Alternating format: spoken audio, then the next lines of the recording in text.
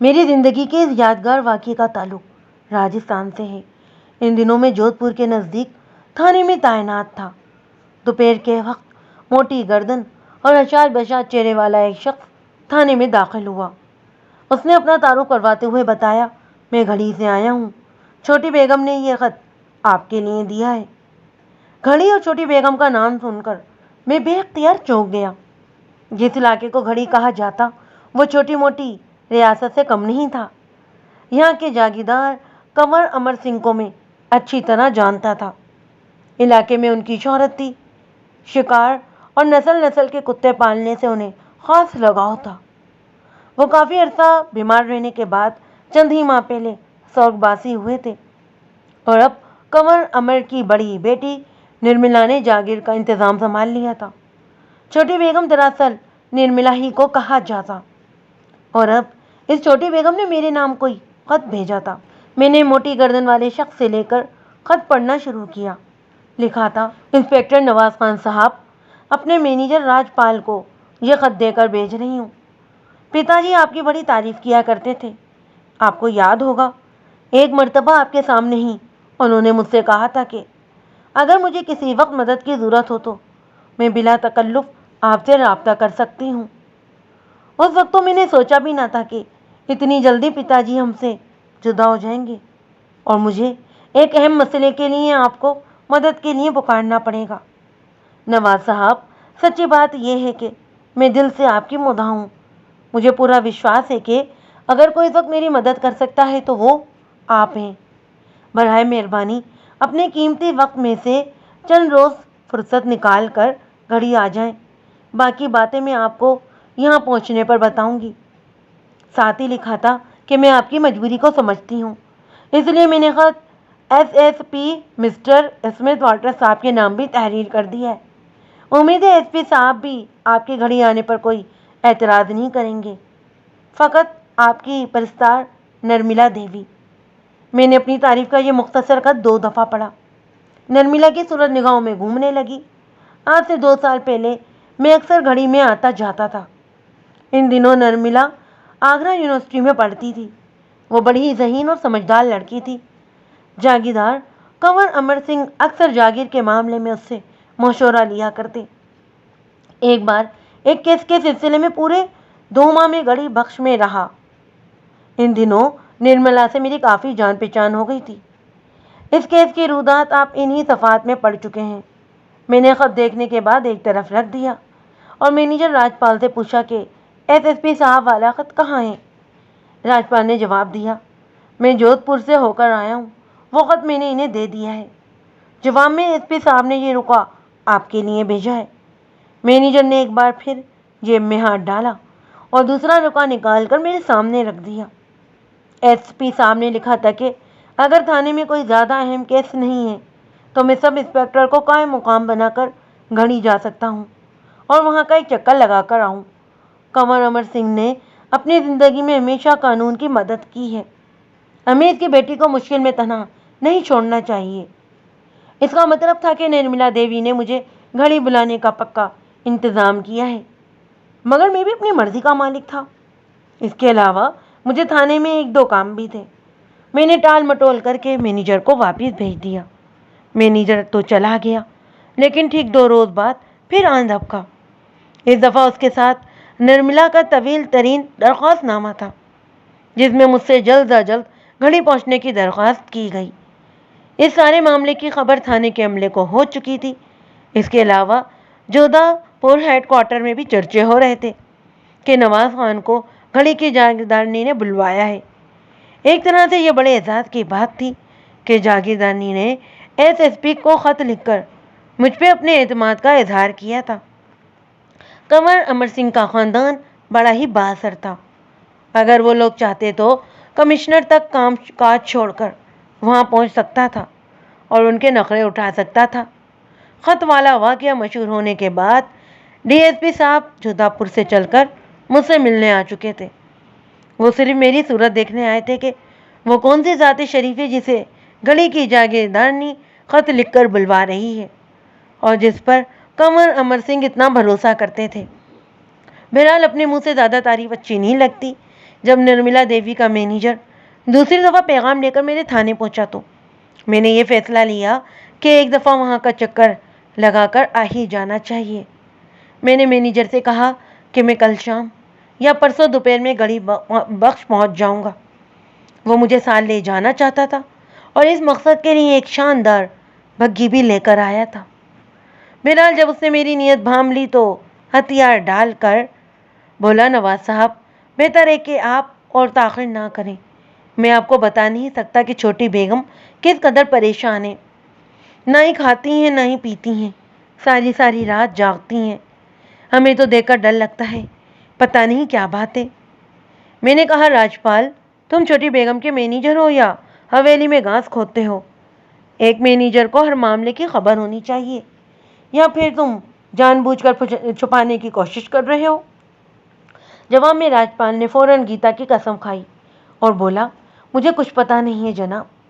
2-3 ہفتے پہلے حویلی میں چوری کی واردات ہوئی تھی۔ چور ابھی حویلی کے احاطہ میں ہی تھے کہ چوکیداروں کو پتہ چل گیا۔ انہوں نے چوروں کو للکارا۔ ان میں سے ایک تو بھاگ گیا لیکن 2 پکڑے گئے۔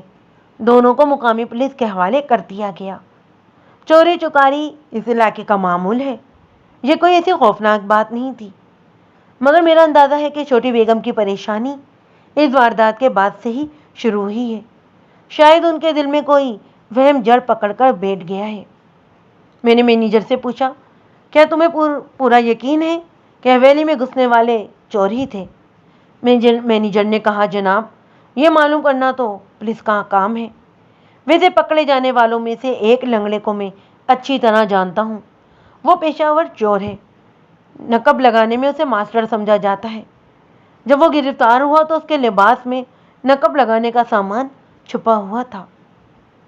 میں نے مینیجر کو مزید کریدنے کی کوشش کی، لیکن یا تو اسے اتنا ہی معلوم تھا یا وہ چھپانے کا فریضہ انجام دے رہا تھا۔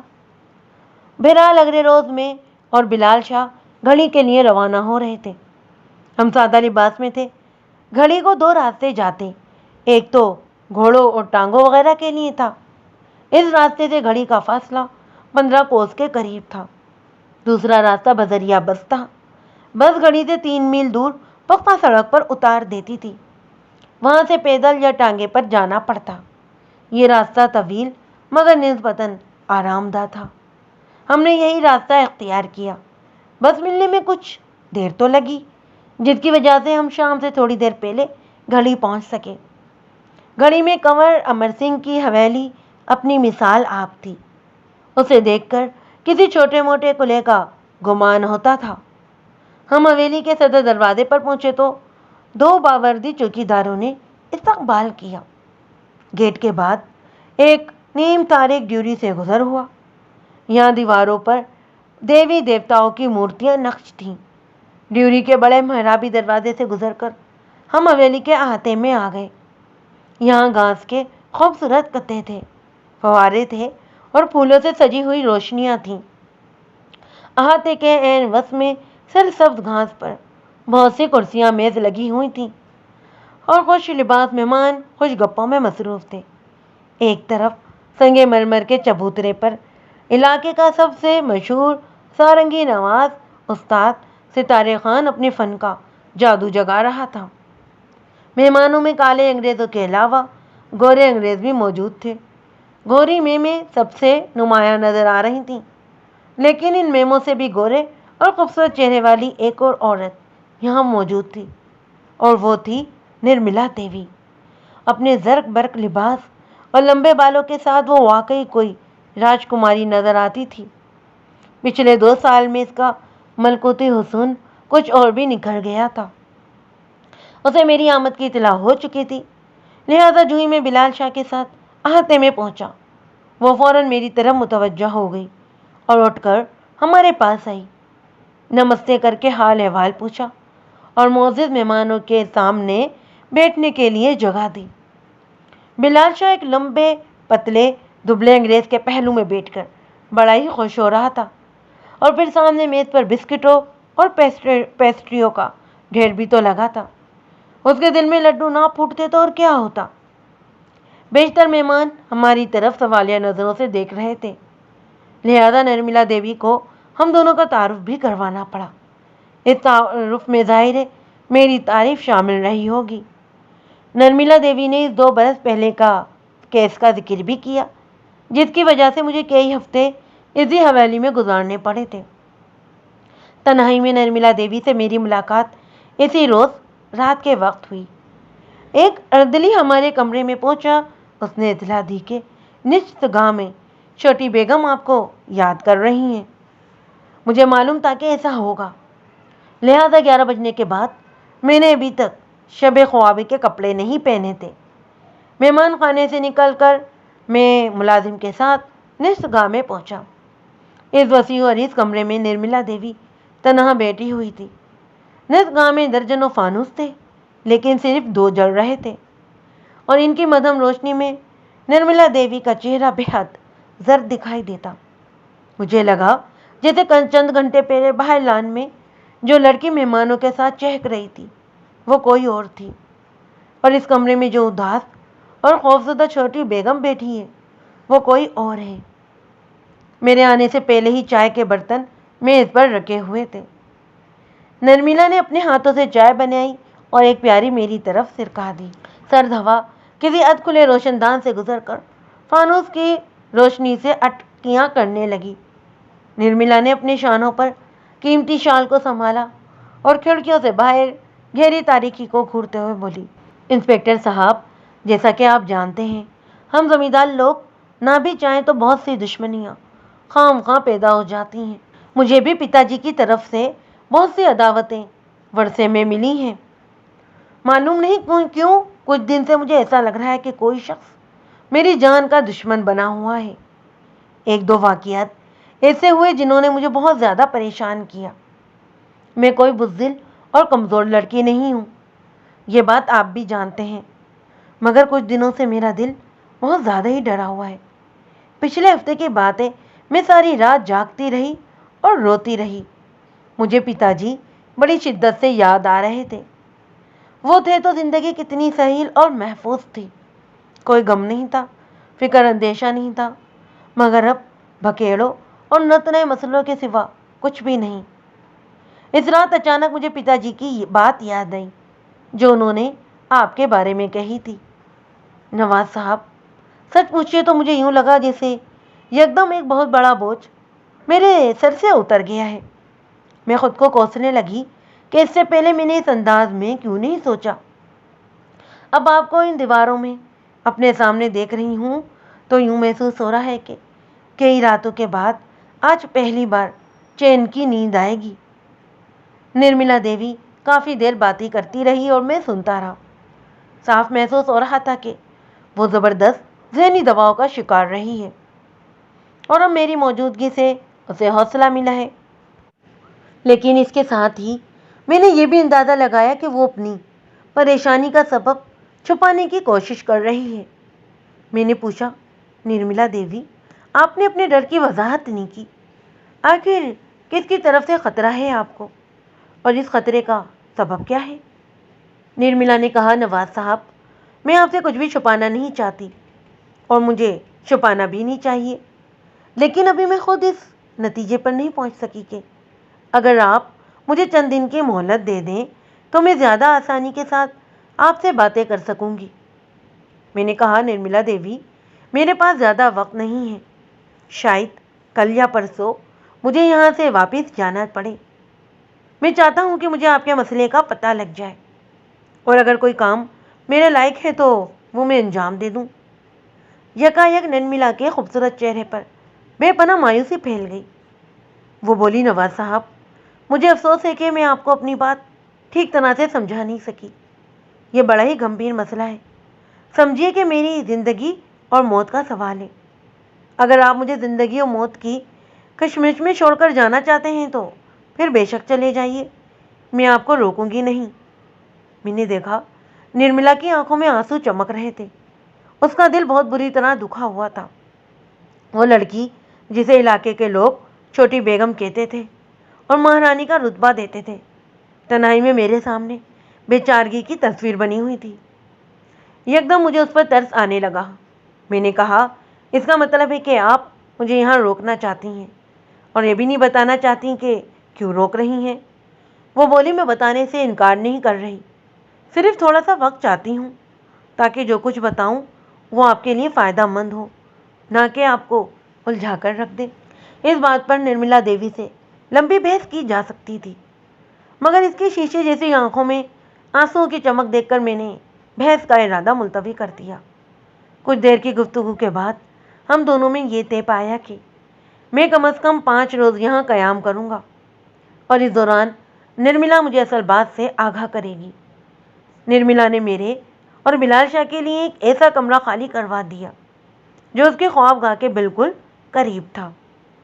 اگلی 2 راتیں ہم نے اسی کمرے میں گزاریں جو نرملا کے خوابگاہ کے بالکل ساتھ تھیں۔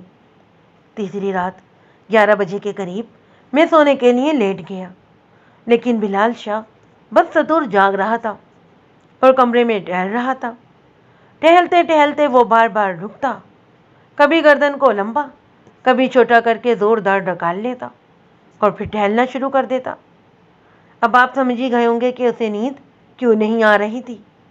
پیٹ میں اوپر سے نیچے تک اناج ہی اناج بھرا ہو تو نیند بیچاری کیا کرے۔ میں بظاہر آنکھیں بند کیے لیٹا تھا، لیکن کبھی کبھی دردیدہ نگاہوں سے بلال شاہ کی حرکت و سکنات بھی دیکھ لیتا۔ جلدی بلال شاہ تاڑ گیا کہ میں جاگ رہا ہوں۔ وہ اپنی ڈکار بازی چھوڑ کر میرے پاس آ بیٹھا، کہنے لگا خان صاحب مجھے ایک بات کی سمجھ نہیں آئی، چھوٹی بیگم نے ہمیں اپنے گوٹے سے لگا کر کیوں رکھا ہوا ہے؟ بلال شاہ کا مطلب تھا کہ نرملا نے ہمیں اپنی خوابگاہ کے اتنا قریب کمرہ کیوں دیا؟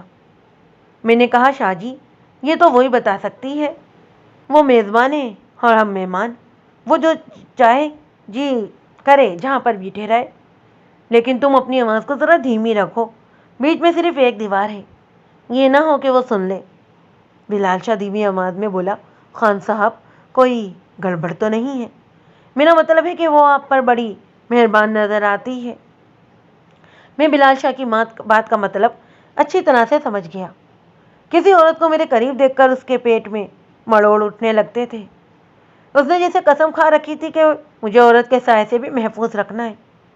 میں نے اس کی غلط فہمی دور کرتے ہوئے کہا بھلے ماس اس کی تو شادی بھی ہو چکی ہے اور وہ اپنے شوہر سے اتنی محبت کرتی ہے جتنی تمہیں مٹر پلاؤ کوفتے اور سری پائے سے ہے۔ واقعی؟ بلال شاہ نے حیرانگی سے پوچھا۔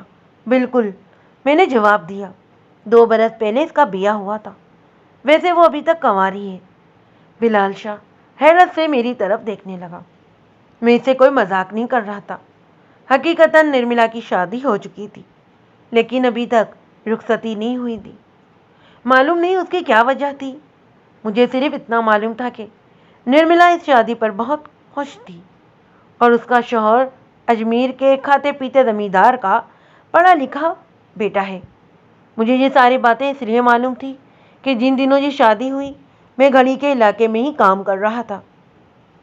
بلال شاہ یہ باتیں سن کر حیران ہوا، کہنے لگا کہیں یہ بکیڑا اسی آدھی شادی کا تو نہیں؟ فی الحال تو کچھ کہا نہیں جا سکتا، میں نے جواب دیا۔ دیوی کچھ بتائے گی تو ہی پتہ چلے گا، اور وہ کب بتائے گی؟ جب بھی بتائے یار، تمہیں کیا؟ تم نے واپس جا کر کون سا کام کرنا ہے؟ کھاؤ پیو اور موج اڑاؤ۔ وہ پیٹ پر ہاتھ پھیر کر بولا ویسے خان صاحب آپس کی بات ہے، نرملا دیوی آپ کی عزت بہت کرتی ہے۔ صبح میرے سامنے مسلمان کسائی سے بکرا حلال کروایا تھا اس نے۔ میں نے کہا یہ کیا بات ہوئی بھلا؟ مسلمان کسائی نے بکرا حلال کیا تو تم نے یہ نتیجہ نکالا کہ وہ میری بہت عزت کرتی ہے؟ آپ میری بات سمجھنے کی کوشش کیا کریں جی۔ میرے کہنے کا مقصد یہ ہے کہ وہ ہمارے کھانے پینے کا خاص الخاص خیال رکھتی ہے۔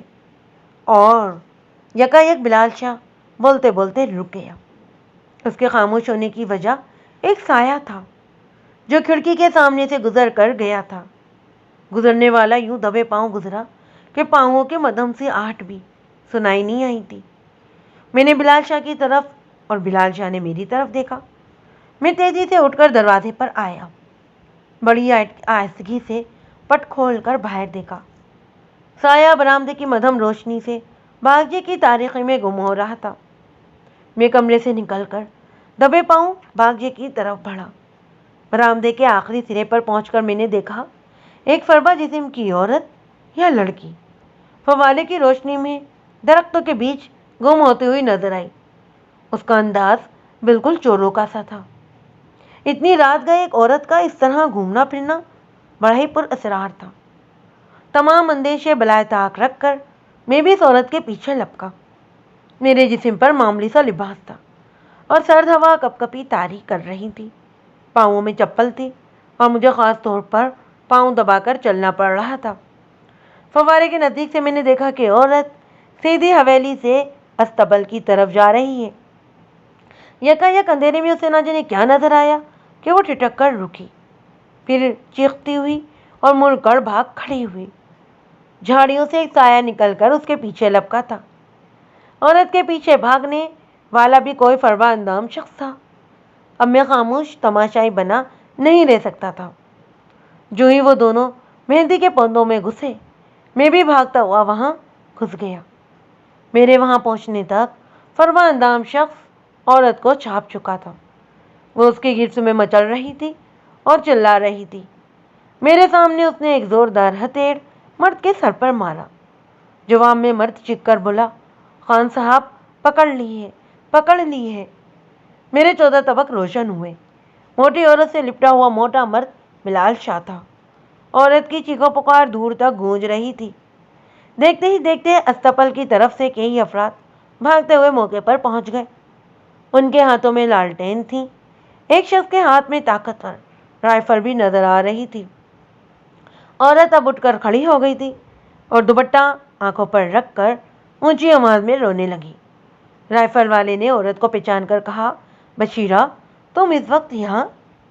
بلال شاہ دلیر ہو کر بولا، یہ چوروں کی طرح استبل کی طرف جا رہی تھی، مجھے دیکھ کر بھاگ کھڑی ہوئی، یہاں پہنچ کر ٹھوکر لگی اور گر گئی۔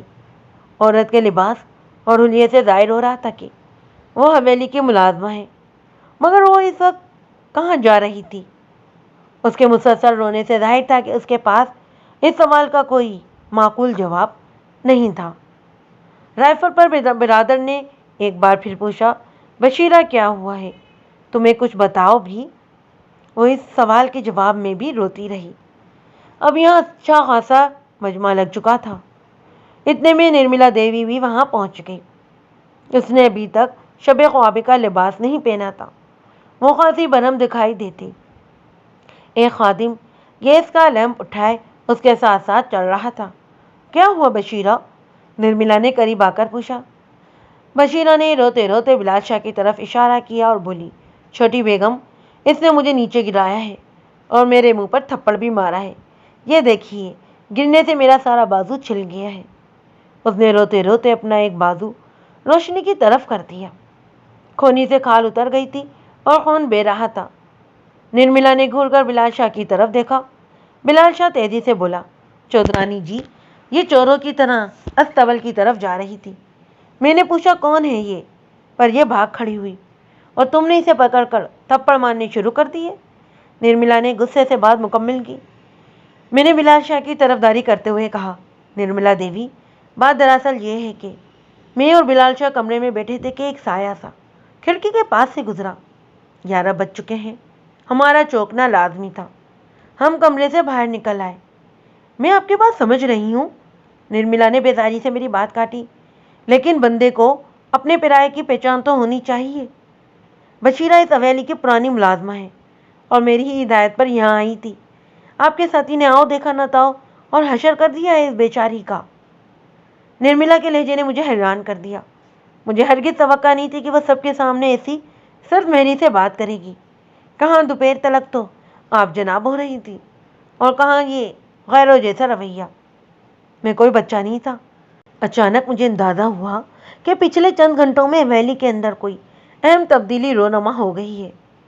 شام کے وقت بھی میرا اور بلال شاہ کا کھانا کمرے ہی میں بھجوایا گیا تھا، حالانکہ اس سے پہلے ہمارا کھانا اہل خانہ کے ساتھ ایک ہی میز پر ہوتا تھا۔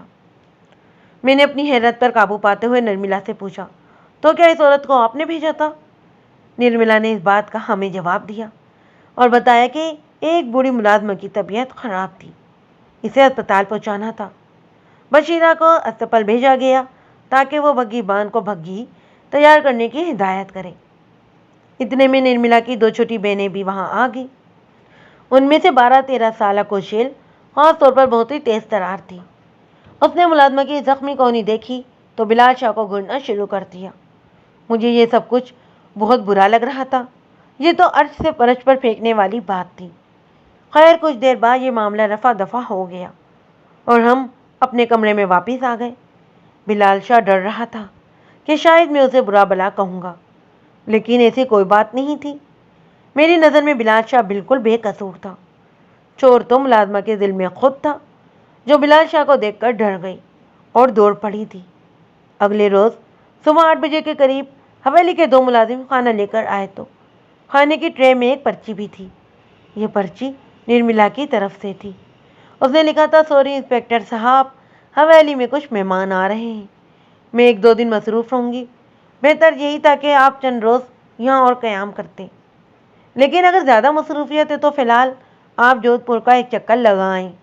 میں آپ کو بعد میں بلوا لوں گی۔ تعاون کے لیے بے حد شکریہ۔ تحریر کا صاف مطلب یہ تھا کہ نرملا کو اب ہماری ضرورت نہیں تھی اور وہ ابھی ہمیں یہاں سے چلتا کرنا چاہ رہی تھی۔ میں نے پرچی کی پشت پر لکھا، نرملا دیوی، ہم آپ کے کہنے سے بیشتر ہی جانے کے لیے تیار بیٹھے ہیں۔ مہمان نوازی کا بے حد شکریہ۔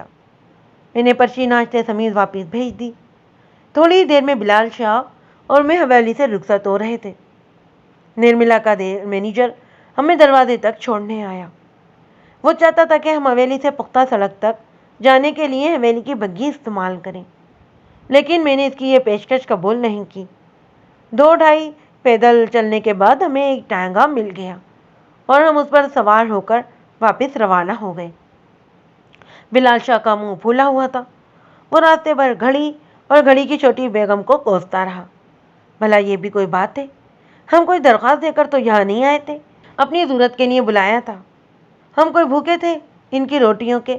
بد دماغ کہیں کے، ایسے پڑھے لکھوں سے تو گنوار اچھے ہوتے ہیں۔ میں بلال شاہ کو بار بار ٹوکتا رہا کہ کوشوان سن لے گا، لیکن اس کے دماغ کو بہت زیادہ چڑھی ہوئی تھی۔ وہ بولتا رہا، یہ لوگ مطلب کے یار ہوتے ہیں۔ مطلب تھا تو قدموں میں بچھا رہے تھے، مطلب نہ رہا تو تم کون اور ہم کون؟ مجھے تو زہر لگی ہے یہ چھوٹی بیگم۔ میرے بس میں ہو تو اب کبھی بھی نہ تھوکوں اس کے منہ پر۔ ہماری منزل آ چکی تھی۔ کرایہ دے کر ہم ٹانگے سے اتر آئے۔ جب ہم بس اسٹاپ کی طرف جا رہے تھے تو میں نے بلال شاہ سے کہا، بلال شاہ، تم نے نرملا کے بارے میں جو اندازہ لگایا ہے وہ زیادہ صحیح نہیں ہے۔ کیا مطلب؟ اس نے تنک کر پوچھا۔ مطلب یہ کہ نرملا کسی گہرے چکر میں پھنسی ہوئی ہے اور اس نے ہمارے ساتھ جو بدسلوکی کی ہے وہ کسی مجبوری کی وجہ سے کی ہے۔ بلال شاہ نے کہا، خان صاحب، بدسلوکی مجبوراً کی ہو یا مرضی سے، بدسلوکی تو بدسلوکی ہوتی ہے۔ اسے کیا حق پہنچتا تھا رات میری بے عزتی کرنے کا؟ اس نے ہمیں اپنی حفاظت کے لیے بلوایا۔ اگر ہم ایک مشکوک عورت سے الجھ پڑے تھے تو یہ ہماری ڈیوٹی کا حصہ تھا۔ اس میں ہمارا کیا فائدہ تھا بھلا؟ ہم نے کوئی رشوت کھانی تھی؟ میں نے کہا، بلال شاہ، میں تمہاری باتیں سمجھ رہا ہوں یار، لیکن جو میں کہہ رہا ہوں وہ تم نہیں سمجھ رہے۔ ہمیں غور کرنا چاہیے کہ ایک ہی دن میں نرملا دیوی کا رویہ ہم سے کیوں بدل گیا۔ ملازمہ والا واقعہ تو بعد میں ہوا، اس سے پہلے ہی وہ ہم سے بیزار سی ہو گئی تھی۔ آخر کیا قصور تھا ہمارا؟ ایک پیچیدہ معاملہ ہے اور ہمیں نرملا کے رویے کو خواہ عزت یا بے عزتی کا مسئلہ نہیں بنانا چاہیے۔ تو پھر کیا کرنا چاہیے بھلا؟ بلال شاہ نے اکتا کر پوچھا۔ واپس چلنا چاہیے۔ واپس تو جا رہے ہیں ہم، تھانے کی طرف نہیں، نرملا دیوی کی طرف۔ کیا کہہ رہے ہیں آپ؟ وہ بے حد حیران ہوا۔ میں ٹھیک کہہ رہا ہوں۔ میں نے ہاتھ کے اشارے سے ایک اور ٹانگے والے کو روکا اور اسے کہا کہ وہ ہمیں جھوک پال لے جائے۔ جھوک پال نام کا یہ گاؤں گھڑی کے نزدیک ہی تھا۔ یہاں کا نمبردار ہسمکھ میرا شناسا تھا۔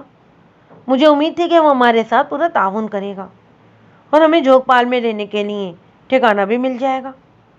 میری توقع کے مطابق ہسمکھ ہمارے ساتھ بڑی مہربانی سے پیش آیا، خاطر مدارت کی اور بڑی فراخ دلی سے بولا کہ ہم جب تک چاہیں یہاں رہ سکتے ہیں۔ میں نے کہا، ہسمکھ، جب تک کی نہیں، ہم صرف 2-3 روز یہاں رہنا چاہتے ہیں، وہ بھی رازداری سے۔ میرا مطلب ہے کہ ہماری یہاں موجودگی کا پتہ چھوٹی بیگم کو نہ چلے۔ ہسمکھ کے چہرے سے ظاہر ہوا کہ میں نے اسے کڑی آزمائش میں ڈال دیا ہے۔ بہرحال میرے اصرار پر وہ آمیدہ ہو گیا کہ اصول کی خلاف ورزی کرتے ہوئے وہ اس معاملے کی خبر چھوٹی بیگم کو نہیں ہونے دے گا۔ ٹھکانہ مل گیا تو میں نے ٹھنڈے دل سے اس سارے معاملے کی سوچ و بچار شروع کر دی۔ سچی بات تو یہ ہے کہ مجھے نرملا دیوی سے ہمدردی محسوس ہو رہی تھی۔ میں نے حویلی میں اپنے 3 روز قیام کے دوران نرملا کے بارے میں کافی کچھ جان لیا تھا۔ اس بیچاری پر کم عمری میں ہی بھاری بھرکم ذمہ داریاں پڑ گئی تھیں۔ کنور امر سنگھ کی اولاد میں سب سے بڑی وہی تھی۔ ماں بچپن میں ہی مر چکی تھی۔ باپ کی موت کے بعد اب وہی گھر کی کرتا دھرتا تھی۔ نرملا سے چھوٹی 3 بہنیں اور تھیں۔ سب سے چھوٹا بھائی تھا، وہ آگرہ کے اسکول میں پڑھتا تھا۔ چاروں بہن بھائیوں کی دیکھ بھال کے ساتھ جاگیر کی ذمہ داری بھی نرملا پر عائد ہو چکی تھی۔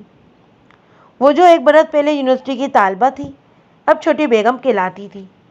بھاری بھرکم زیور اور بھاری لبادے پہن کر باپ کی کرسی پر بیٹھتی تھی اور جاگیر کا کاروبار چلاتی۔ میں نے ایک اور بات کا بھی اندازہ لگایا تھا، جاگیردار گھرانے کے مالی حالات اتنے اچھے نہیں تھے جتنے یہ لوگ سمجھتے۔ جاگیر کی بہت سی زمین ایک سرکاری اسکیم میں آ رہی تھی اور پچھلے 4-5 سال سے اس کا مقدمہ چل رہا تھا۔ اس کے علاوہ بھی یہ گھرانہ کئی مقدمات میں الجھا ہوا تھا۔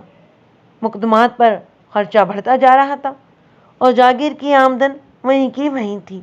خیر یہ تو نرملا کے سوچنے کی باتیں تھیں۔ میں تو ایک بات جانتا تھا، اگر نرملا نے مجھے یہاں بلایا تھا تو کسی نہایت اہم مسئلے کے لیے بلایا تھا۔ پھر وہ مجھے بتا بھی نہیں سکتی تھی کہ مسئلہ کیا ہے۔ ایک اور بات بھی میں پورے یقین کے ساتھ کہہ سکتا تھا کہ ملازمہ بشیرہ اگر استبل کی طرف جا رہی تھی تو کسی خاص مقصد سے جا رہی تھی، اور نرملا نے جھوٹ بولا کہ کسی بیمار ملازمہ کو اسپتال پہنچانا تھا۔ جس وقت یہ واقعہ ہوا رات کے 11:30 بج چکے تھے اور نرملا نے اس وقت تک شب خوابی کا لباس نہیں پہنا تھا۔ عین ممکن تھا کہ بیمار ملازمہ کی بجائے اسے خود ہی کہیں جانا ہو۔ میں ان معاملات پر جتنا سوچ رہا تھا اتنا ہی الجھن کا شکار ہو رہا تھا۔ میرا دھیان نرملا کی ادھوری شادی کی طرف چلا گیا۔ شروع میں میرا خیال تھا کہ شاید نرملا کی پریشانیوں کا سبب یہ شادی ہے، لیکن اب میں مختلف انداز میں سوچ رہا تھا۔ مجھے 3 روز میں جو معلومات حاصل ہوئی تھیں ان کے مطابق اس معاملے میں کوئی پیچیدگی نہیں تھی۔ یہ شادی نرملا کی دادی ساس کے اصرار پر ہوئی تھی۔ اس کی دادی ساس قریب الملک تھی اور وہ ہر صورت اپنے پوتے کے سر پر صحرا دیکھنا چاہتی تھی۔ نرملا اس شادی کی شرط کے لیے رضامند ہوئی تھی کہ رخصتی کچھ عرصے بعد ہوگی۔ وہ بیمار باپ کو اور 9 عمر بہنوں کو بے سہارا چھوڑ کر نہیں جانا چاہتی تھی۔ بعد ازاں باپ فوت ہو گیا اور نرملا کی ذمہ داریاں دوسری رنگ اختیار کر گئیں۔ اب وہ چاہتی تھی کہ اس کی چھوٹی بہن MSc کے امتحان سے فارغ ہو جائے اور بہن بھائیوں کی نگہبانی کرنے لگے تو وہ شوہر کے گھر رخصت ہو جائے گی۔ نرملا کا زمیندار شوہر راج پانڈے بڑا ہی بھلا ماس نوجوان تھا، پڑھا لکھا بھی تھا۔ اس نے نرملا پر کسی بھی طرح کا دباؤ نہیں ڈالا۔ وہ جاگیر کے مسائل حل کرنے میں بھی اس کی مدد کرتا رہتا۔ ان حالات کو دیکھتے ہوئے یہ کہنا مشکل تھا کہ نرملا کے مسئلے کا تعلق اس کے ازواجی زندگی سے ہے۔ میں دیر تک اپنے خیالات میں الجھا رہا۔ بیٹے اچانک میرے دل میں آئی کہ آج رات حویلی کی نگرانی کرنی چاہیے۔ اگر واقعی کل رات نرملا کہیں جا رہی تھی تو ممکن تھا کہ آج رات وہ پھر کوشش کرے۔ یہ سوچتے ہی میں اپنی جگہ سے اٹھ کھڑا ہوا۔ اس وقت پیر کے 3 بجے تھے۔ بلال شاہ لمبی کھا پی کر تان کر لیٹا ہوا تھا۔ میں نے نمبردار ہسمکھ کو بلایا اور اسے کہا کہ مجھے ایک رات کے لیے کسی کھیت مزدور کے کپڑے چاہیے۔ میری یہ فرمائش پوری کرنے میں ہسمکھ نے زیادہ دیر نہیں لگائی۔ وہ مختلف رنگوں اور ناپوں کے جوڑے لے آیا۔ مجھے جو ٹھیک آیا وہ میں نے لے لیا۔ پرانی سی دھوتی قمیض پر میں نے پھٹی پرانی ڈبی دار چادر اوڑھ لی اور دیسی جوتی پہن کر بالکل تیار ہو گیا۔ پولیس ملازمین کو اکثر بھیس بدلنا پڑتا ہے، ویسے دیہاتی علاقوں میں بھیس بدلنا زیادہ مشکل نہیں ہوتا، خاص طور پر سردیوں میں تو بہت زیادہ آسانی رہتی ہے۔ ہر شخص منہ اور سر چادر میں لپیٹے پھرتا ہے۔ بلال شاہ نے مجھے کھیت مزدور کے روپ میں دیکھا تو حیران ہوا۔ میں نے اسے سب کچھ سمجھا کر خاموشی سے روانہ ہو گیا۔ نمبردار ہسمکھ نے میرے لیے ایک مریل سی گھوڑی کا انتظام بھی کر دیا۔ بغیر زین کے گھوڑے پر بیٹھ کر شام کے چیٹے میں گھڑی کی طرف چل دیا۔ گھڑی کا فاصلہ جھوک پال سے تقریباً 2 میل دور تھا۔ میں کھیتوں کے درمیان سفر کرتا، گھڑی کی حدود میں پہنچا تو اندھیرا گہرا ہو چکا تھا۔ قصبے کے کچے پچے گھروں میں چراغ جل رہے تھے۔ دور حویلی کی دوسری منزل پر جگمگاتے فانوس بھی دکھائی دے رہے تھے۔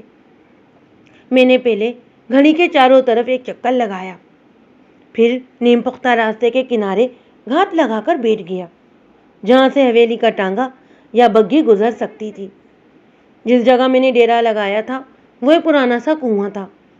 اس کے ساتھ ہی برگد کے 2 بڑے بڑے درخت تھے۔ میں ان کے نیچے اپلے جلا کر بیٹھ گیا۔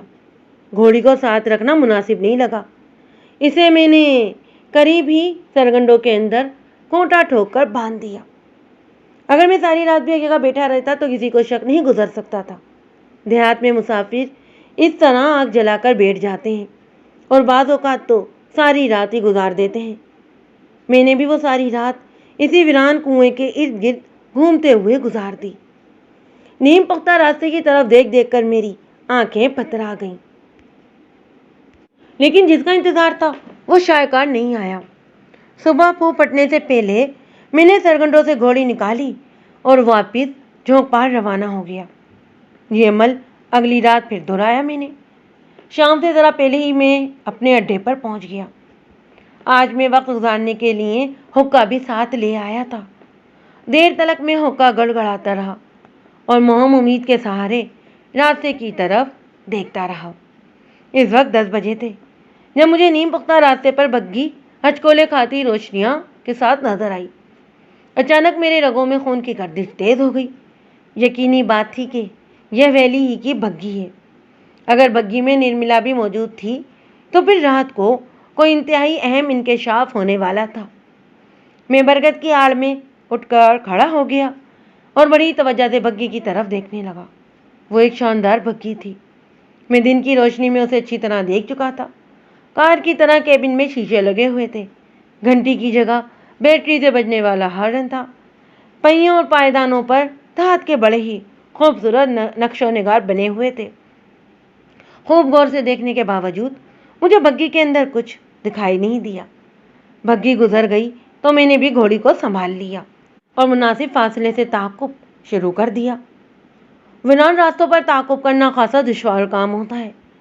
بہرحال مجھے زیادہ دشواری پیش نہیں آئی کیونکہ بگھی کی روشنیاں میری رہنمائی کر رہی تھیں۔ تقریباً 3 میل کا فاصلہ طے کر کے بگھی تحصیل کے اسپتال میں پہنچ گئی۔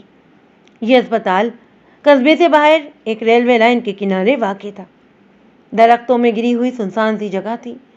بگھی اسپتال کے نیم روشن گیٹ کے سامنے پہنچ کر رک گئی۔ بگھی باندھ نے اتر کر اکبھی دروازہ کھولا۔ پہلے ایک تندومند اور چادر پوش عورت نیچے اتری۔ مجھے یہ پہچاننے میں ذرا دشواری پیش نہیں آئی کہ یہ بشیرہ ہے۔ بشیرہ کے بعد ایک دوسری عورت نے نیچے قدم رکھا، وہ بھی چادر میں چھپی ہوئی تھی۔ بشیرہ نے ہاتھ تھام کر اسے نیچے اتارا اور لے کر اسپتال کی طرف چل دی۔ ایک لمحے کے لیے میرے ذہن میں آیا کہ شاید واقعی کسی بیمار بڑھیا کو یہاں لایا گیا ہے، مگر فوراً یہ خیال میرا ذہن سے نکل گیا۔ چادر پوش عورت کی چال دیکھ کر میرا ذہن پکار اٹھا کہ یہ گھڑی کی چھوٹی بیگم کے علاوہ اور کوئی نہیں۔ میرے اس یقین کو ایک اور چیز پختہ کر رہی تھی۔ بشیرہ کا انداز بڑا ہی موت بانا تھا اور وہ دوسری عورت سے ایک قدم پیچھے جھکی جھکی چل رہی تھی۔ بگھی بان نے گھوڑوں کے ساتھ چارہ ڈالا اور گیٹ کے قریب ایک بینچ پر بیٹھ کر بیڑی کے کش لگانے لگا۔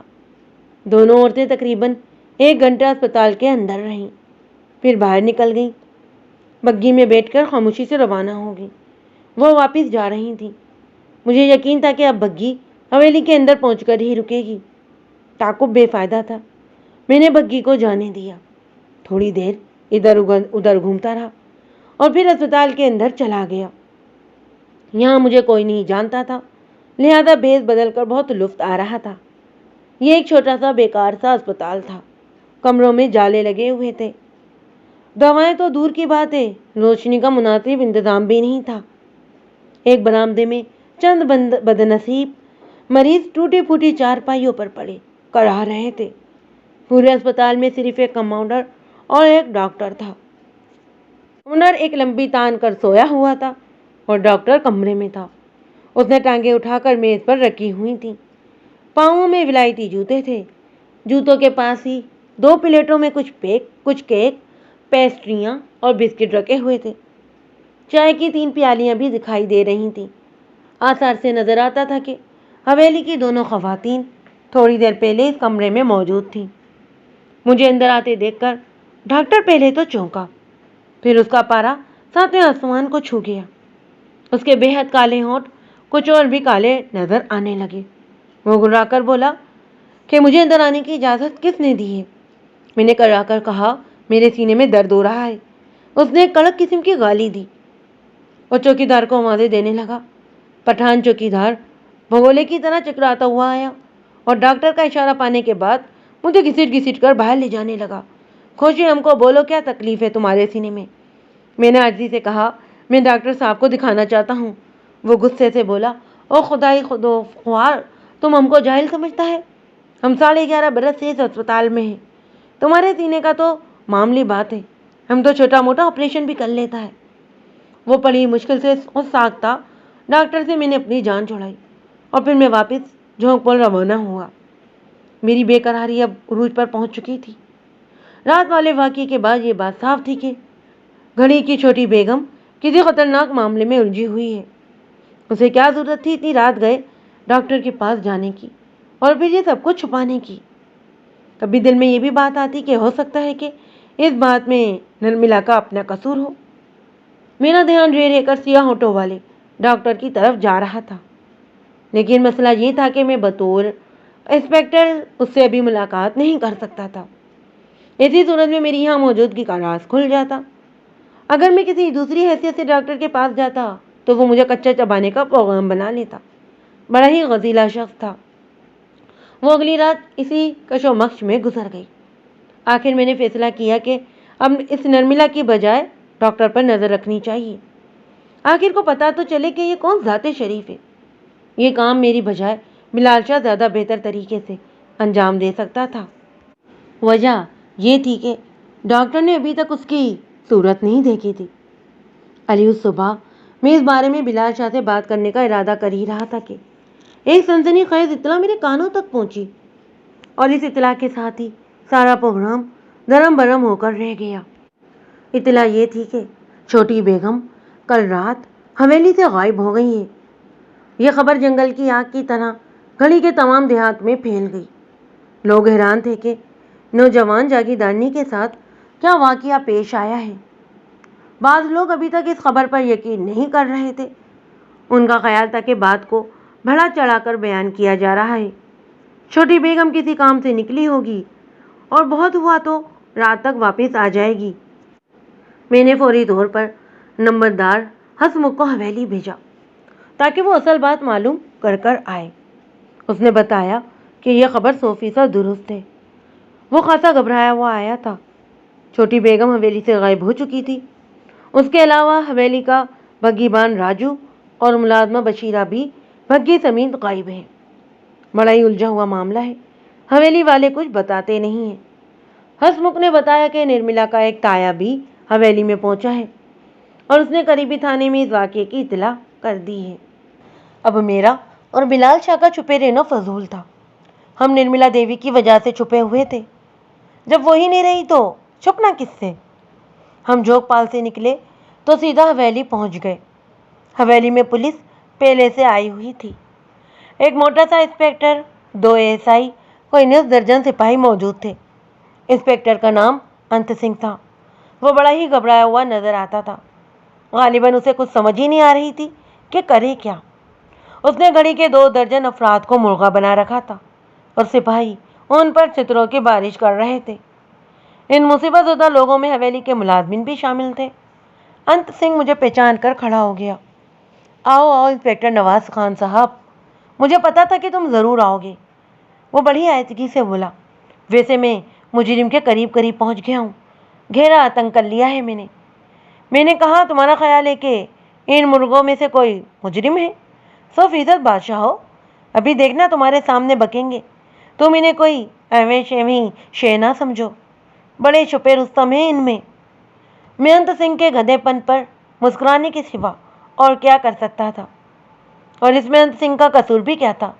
زیادہ تر دیہاتی تھانے داروں کی تفتیش کا انداز یہی ہوا کرتا تھا۔ میں پورے یقین کے ساتھ کہہ سکتا تھا کہ ان مشتبہ افراد میں سے کوئی ایک بھی اتنے حوصلے کا مالک نہیں تھا کہ گھڑی کی چھوٹی بیگم کو 2 ملازمین اور بگھی سمیت اٹھا کر لے جائے۔ یہ تو چھوٹے موٹے آوارہ گرد تھے جو تقدیر کی خرابی کے سبب انت سنگھ کے چنگل میں پھنسے ہوئے تھے۔ میں نے انت سنگھ سے کہہ سن کر پہلے تو ان مصیبت زدہ لوگوں کی جان چھڑائی، پھر تنہائی میں جا کر انت سنگھ کو سمجھایا کہ چھوٹی بیگم کی گمشدگی کا معمہ ذرا گہرائی میں جا کر حل کرنا ہوگا۔ وہ بولا، اور دوسرا کیس؟ میں نے پوچھا، دوسرا کون سا؟ اس نے کہا، بادشاہ، وہی بگھی اور نوکری والا، بلکہ 3 نوکروں والا، کیونکہ بگھی بان بھی تو ساتھ ہی غائب ہوا ہے۔ میرا دل سر پیٹنے کو چاہا۔ انت سنگھ ابھی تک یہی سمجھ رہا تھا کہ غائب ہونے کا معاملہ علیحدہ ہے اور چھوٹی بیگم کی گمشدگی علیحدہ واردات ہے۔ میں نے کہا، سردار جی، مجھے ذرا اتنا بتا دیں کہ آپ کی نگاہ میں یہ سارا معاملہ کیا ہے؟ وہ سنجیدگی سے بولا، دیکھو بادشاہ، بگھی والا معاملہ تو میں نے قریب قریب حل کر ہی لیا ہے۔ یہ تو بڑا ہی سیدھا سادہ کیس ہے۔ حویلی کے کوئی ملازمہ بیمار تھی، کل رات 10 بجے اس کی طبیعت اچانک زیادہ خراب ہو گئی۔ حویلی کا بگھی بان نذیر خان اور ایک دوسری ملازمہ بشیرہ کے ساتھ بیمار مریضہ کو لے کر تحصیل اسپتال روانہ ہوا۔ بندہ پوچھے، رات 11 بجے اتنی مہنگی بگھی کو ویران راستے پر ڈالنے کی کیا تک تھی بھلا؟ کچھ نہیں بھی تو ہزاروں روپے کے تو گھوڑے ہی تھے، 10-12 سیر چاندی لگی ہوئی تھی اور سونے کا پانی پھیرا ہوا تھا پائیدانوں پر۔ بس وارے نیارے ہو گئے بادشاہ سنگھ کے تو۔ میں نے حیران ہو کر پوچھا، یہ بادشاہ کون ہے؟ وہ سرگوشی میں بولا، ڈکیت ہے اس علاقے کا، بڑی ڈھاک بٹھائی ہوئی ہے اس نے آج کل، یہ سارا کام اسی کا ہے۔ میں نے پورا پتہ لگا لیا ہے، وہ مونچھوں والا بگھی جس نے تیسری قطار میں کان پکڑ رکھے تھے نا، خاص بندہ ہے بادشاہ کا۔ اس نے اقبال کیا ہے کہ یہ کام بادشاہ کے سوا کسی اور کا نہیں، تو یہ کیس تو تم حل ہی سمجھو۔ لیکن یہ جو جاگیردانی کا معاملہ ہے نا، یہ بڑا الٹا سیدھا ہے، گھر کے بیدی کے سوا یہ کام کوئی اور نہیں کر سکتا۔ اپنے بھدے ہاتھوں سے وہ اپنی داڑھی کھجا کر بولا، ایک تو میرے دماغ میں یہ بات آتی ہے کہ ہو سکتا ہے کہ جاگیردانی خود ہی کہیں چلی گئی ہو۔ یہ بڑے لوگ ہیں بابا، ان کی آؤ جانی کا کچھ پتہ ہی نہیں چلتا۔ انت سنگھ کی باتوں سے کم از کم ایک بات تو واضح ہو گئی تھی کہ وہ انگوٹھا چھاپ کسائی ٹائپ تھانے دار ہے اور یہ معامہ حل کرنا اس کے بس کا روگ نہیں۔ شاید اسی لیے نرملا کا دھیان سیدھا میری طرف گیا تھا اور اس نے مجھے جودھ پور سے لانے کے لیے اپنا ایک مینیجر بھی بھیج دیا تھا۔ میں نے مطمئن لہجے میں انت سنگھ سے کہا، سردار جی، چھوٹی بیگم نہ تو خود کہیں گئی ہیں اور نہ اسے حویلی کے اندر سے اغوا کیا گیا ہے، بلکہ یہ کوئی اور معاملہ ہے۔ انت سنگھ نے کہا، بادشاہ، میں سمجھا نہیں۔ میں نے جواب دیا، بادشاہ، سمجھنے کے لیے تھوڑا سا وقت چاہیے، حالانکہ مجھے وقت کی جگہ دماغ کا لفظ استعمال کرنا چاہیے تھا۔ وہ احتجاجی لہجے میں بولا، انسپکٹر نواز، وہ بندہ اقبالی جرم کر رہا ہے۔ میں نے کہا، اقبال کو چھوڑ دو، تم تھوڑی سی پینٹی لگاؤ گے تو آدھا شعر اقبال کرنے لگے گا۔ میرے خیال میں یہ کسی بازش خاشے کا کام نہیں۔ آؤ میں تمہیں اس بندے تک لے جاؤں جو ہمیں اس بارے میں صحیح طور پر بتا سکتا ہے۔ انت سنگھ بڑی مایوسی سے میری طرف دیکھنے لگا۔ میں نے بار بار اس کے جوش و خروش کو ٹھنڈا کرنے کا سبب بن رہا تھا۔ اسے سمجھا بجھا کر میں نے اپنے ساتھ چلنے پر اسے راضی کر لیا۔ حویلی میں گم شدہ بگھی کے علاوہ 2 شاندار ٹانگے بھی موجود تھے۔ ہم نے ان میں سے ایک ٹانگا لیا اور تحصیل اسپتال کی طرف روانہ ہو گئے۔ روانہ ہونے سے پہلے میں نے انت سنگھ کے ایک ASI کو ہدایت کر دی کہ وہ حویلی میں رہے اور مشتبہ افراد سے پوچھ تاچھ جاری رکھے۔ حویلی سے تحصیل اسپتال کا فاصلہ تقریباً 3 میل دور تھا۔ ہم دوپہر سے تھوڑی دیر بعد روانہ ہوئے، لیکن راستے میں ٹانگے کا دوڑ ٹوٹ گیا۔ آخر حویلی سے ایک دوسرا ٹانگا منگوانا پڑا۔ اسی چکر میں پہنچتے پہنچتے شام ہو گئی۔ میں نے سیدھے اس کمرے کا رخ کیا جہاں 2 روز پہلے اس بد مزاج ڈاکٹر سے ملاقات ہوئی تھی۔ خوش قسمتی سے وہ اپنے کمرے میں ہی تھا۔ سامنے رنگ والی ایک نرس میز پر چڑھی ہوئی بیٹھی ہوئی تھی اور ڈاکٹر اس سے باتیں کر رہا تھا۔ میں تو آج بھی سادہ ہی لباس میں تھا، لیکن باوردی انت سنگھ کو دیکھ کر ڈاکٹر ذرا گڑبڑا گیا۔ انت سنگھ نے نرس کو باہر جانے کا اشارہ کیا۔ نرس نے پہلے تو اس توہین آمیز انداز پر احتجاج کرنا چاہا، مگر پھر ارادہ بدل کر کھسک گئی۔ میں نے کمرے کی کنڈی اندر سے بند کر دی۔ میرے جھارانہ انداز نے ڈاکٹر کو بھوکلا دیا۔ کیا بات ہے جی، آپ کچھ پریشان نظر آتے ہیں؟ اس نے اپنی پریشانی چھپاتے ہوئے پوچھا۔ پھر اس نے بڑے ہی غور سے میرا چہرہ دیکھا۔ اس کی یادداشت بڑی اچھی تھی۔ معمولی کوشش کے بعد وہ مجھے پہچان گیا۔ اس نے انگلی میری طرف اٹھائی اور کالے ہونٹ پھڑکار کر بولا، تم تو پرسوں رات؟ ہاں، پرسوں رات میرے پیٹ میں درد تھا۔ میں نے اس کی بات کاٹی۔ اور اب تم تسلی سے بیٹھ کر میرے چند سوالات کے جواب دو گے؟ میں تمہارا قیمتی وقت ضائع نہیں کرنا چاہتا۔ یکا ڈاکٹر کو اندازہ ہو گیا کہ میں وہ نہیں جو وہ مجھے سمجھتا رہا ہے، اور اس کے ساتھ ہی اس کی آنکھوں میں خوف پھیل گیا۔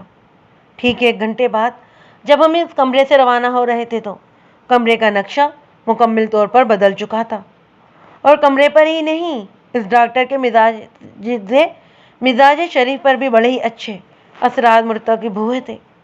وہ ایک لنگڑی کرسی پر نڈال سا پڑا تھا۔ ٹائی کھل چکی تھی، قمیض کے بٹن ٹوٹ چکے تھے۔ دونوں رخساروں پر انت سنگھ کی بھاری انگلیوں کے نشانات موجود تھے، اور نیچے والا ہونٹ کچھ زیادہ ہی کالا ہو رہا تھا۔ پھٹ کر وہ سرخ ہو چکا تھا۔ کچھ یہی حال کمرے کا بھی تھا۔ یہ ساری تبدیلیاں انت سنگھ کی کوششوں سے رونما ہوئی تھیں۔ ان تبدیلیوں سے خوش ہو کر ڈاکٹر نے ہمارے ساتھ بے پناہ تعاون کیا، اور وہ باتیں بھی بک دیں جو ہم اسے بکوانا نہیں چاہتے تھے۔ ڈاکٹر کا اصل نام سنجے دیو تھا۔ اس کی ڈگری بھی کچھ مشکوک قسم کی تھی۔ بہرحال ہمیں ان باتوں سے کوئی غرض نہیں تھی۔ ہماری غرض ان باتوں سے تھی جو سنجے نے نرملا دیوی کے بارے میں بتائیں۔ یہ بے حد سنسنی خیز انکشافات تھے۔ ان انکشافات کا خلاصہ حسب ذیل ہے۔ ڈاکٹر سنجے کا نرملا دیوی سے کوئی تعلق یا واسطہ نہیں تھا۔ اس کا تعلق واسطہ غزاجن نامی ایک طالب علم لیڈر سے تھا، اور غزاجن کا تعلق نرملا دیوی سے تھا۔ غزاجن کا تعلق نرملا دیوی سے کیا تھا اور یہ تعلق کیسے پیدا ہوا؟ اس کا جواب آگرہ یونیورسٹی سے ملتا ہے۔ غزاجن اس تعلیمی ادارے کا سب سے بدنام لڑکا تھا، اور نرملا بھی یہیں پر پڑھتی تھی۔ بظاہر غزاجن اور نرملا کی کبھی مت بھیڑ نہیں ہوئی، اور نہ ہی ایسا کوئی واقعہ پیش ہوا جس سے شبہ ہوتا کہ غزاجن اور نرملا سے تعلق پیدا کرنا چاہتا ہو۔ لیکن اندر جانے بات کچھ اور تھی۔ منموہنی صورت والی نرملا غزاجن کی شکاری نگاہوں کے نشانے پر آ چکی تھی۔ وہ کوئی عام لڑکی ہوتی تو غزاجن کب کا اسے کھا پی کر ہضم کر چکا ہوتا، لیکن وہ ہر طرح سے اس کے لیے لوہے کا چنا تھی۔ ایک تو وہ کسی شودے کو لفٹ ہی نہیں کرواتی تھی، اور دوسرے ایک با اثر خاندان کی فرد تھی۔ غزاجن اسے دیکھ کر لال تو ٹپکا سکتا تھا، لیکن اس پر اپنے دانت نہیں آزما سکتا تھا۔ وہ اندر ہی اندر جلتا اور سلگتا رہتا۔ انہی دنوں وہ ایک بینک ڈکیتی کے الزام میں گرفتار ہو کر جیل چلا گیا۔ اس کے جیل جانے سے نرملا کی طرح اور بھی کئی شریف لڑکیوں نے سکھ کا سانس لیا ہوگا۔ جیل جانے کے بعد غزاجن، جو ایک کچا پکا گنڈا تھا، صحیح بدماش بن کر ابھرا۔ جیل کے اندر ہی اس نے ایک چھوٹا سا گروہ بھی بنا لیا۔ 6 مہینے پہلے غزاجن جیل سے رہا ہوا تھا، اور اسی روز سے وہ ہاتھ دھو کر نرملا دیوی کے پیچھے پڑا ہوا تھا۔ وہ اب تک گھڑی کے کئی چکر لگا چکا تھا، اور 1 سے زائد بار نرملا سے ملاقات کرنے میں کامیاب رہا تھا۔ چند ہفتے پہلے حویلی کے اندر سے جو آدمی پکڑے گئے تھے وہ بھی غزاجن کے ساتھی تھے۔ فرار ہونے والا تیسرا شخص وہ خود تھا۔ وہ نرملا پر اپنی دھاک بٹھانے کے لیے اس سے حویلی کے اندر ملنے چلا آیا تھا۔ چوکیدار کو بر وقت پتہ چل گیا، اور یوں اس کا منصوبہ ناکام ہو گیا۔ ہماری تفتیش کے دوران ڈاکٹر نے جو سب سے زیادہ سنسنی خیز انکشاف کیا وہ یہ تھا کہ اب نرملا دیوی بھی غساجن کے دباؤ میں آ چکی تھی۔ وہ رقم دے کر یا کسی بھی طرح اس سے اپنا پیچھا چھڑانا چاہتی تھی۔ 2 روز پہلے رات کو جو وہ یہاں آئی تھی تو غساجن سے بات چیت کرنے کے لیے ہی آئی تھی۔ غساجن نے اسے اسپتال میں ملنے کو کہا تھا، لیکن وہ خود پروگرام کے مطابق یہاں نہیں آیا تھا۔ دراصل اسے شبہ تھا کہ نرملا اپنے ساتھ پولیس لگا کر لائے گی۔ نرملا اپنی ملازمہ اور بگی بان کے ساتھ یہاں آئی اور بیٹ بانٹ کر واپس چلی گئی۔ اگلے روز غساجن ڈاکٹر سنجے سے ملا۔ اس نے سنجے سے کہا کہ وہ آج رات پھر آئے گی اور آج رات سارا معاملہ نبٹ جائے گا۔